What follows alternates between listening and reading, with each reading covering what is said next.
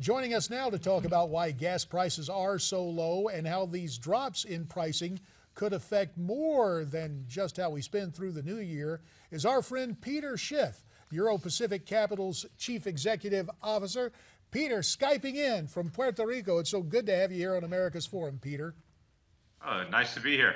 So, for consumers, this is great. And do you believe it will boost spending on Christmas gifts as opposed to spending this money as it's been spent heretofore on gas?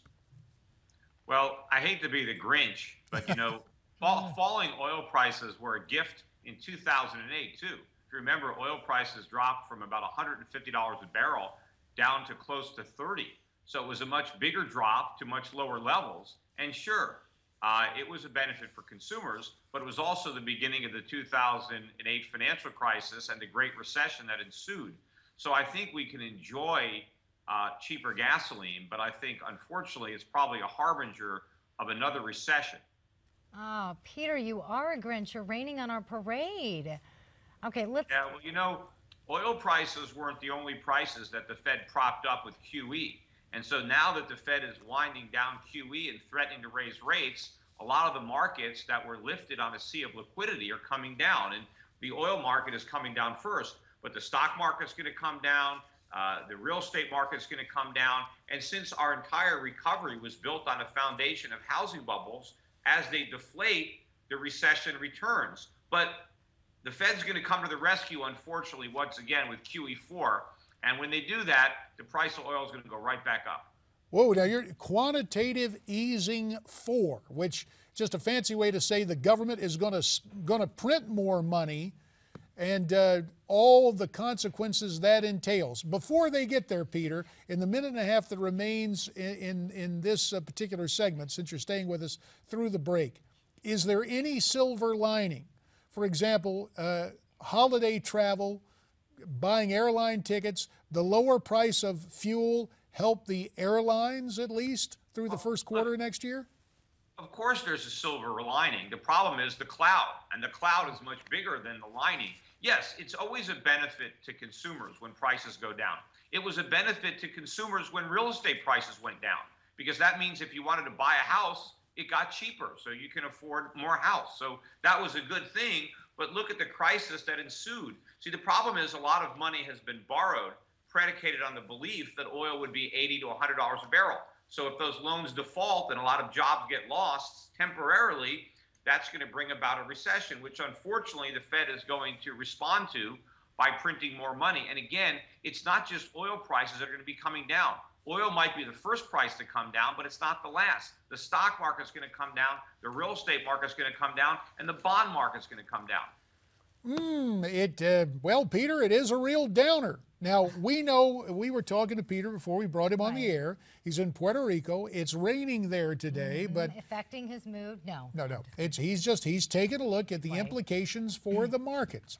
Bottom line is, enjoy the low prices now.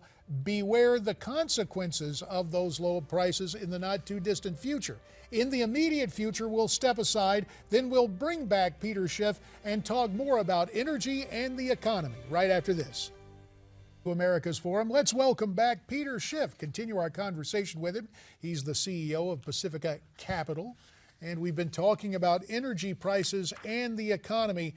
Peter, we have a graphic showing the drop in oil prices over the last 3 months. It comes to us courtesy of infomine.com. Before the weekend, the price was approaching $60 a barrel. Do you expect the prices to continue to fall, and why are they falling in the first place? Yeah, you know, you mentioned before the break, what are the negative consequences of the lower oil prices? It's not that the low oil prices in and of themselves are a bad thing. Right? I'm not one of those Keynesian economists who thinks rising prices are good. I understand that falling consumer prices are a benefit for an economy. But what you have to understand is why oil prices are falling. They're falling because the markets are anticipating a big drop in demand as the world economy goes into recession, and that includes the United States. And they're also contemplating a world without quantitative easing where the Fed is raising interest rates. This is negative for oil, but it's also negative for all the other markets, the stock market, the housing market, and it's negative for the U.S. economy. And what's going to be an even bigger negative is when the Federal Reserve comes back with their monetary guns blazing and they launch QE4, then the oil price is going to rise to an even higher level that it fell from. And that's going to be very bad for consumers who have to pay a lot more for oil and everything else. Peter, let's talk for a moment about the global impact. You mentioned that. Are there any winners or losers to all of this? In what? The global impact. Are there any winners or losers to this? Like, are exporters benefiting more than importers? Well, if you just look at oil prices going down, the countries that have the most to gain from that are mainly in Asia, because these countries produce very little oil and they consume a lot of oil. I mean, America has built up a huge energy industry over the last years predicated on, $80, $100 crude. It doesn't work at $30 or $40 crude, so the whole industry would be dismantled. And that alone would be much more disruptive than, let's say, the bursting of the dot-com bubble. You'd have a lot of losses in the financial market. You'd have a lot of layoffs in the real economy that would result if it turns out that all of that investment was malinvestment because it was one big bubble.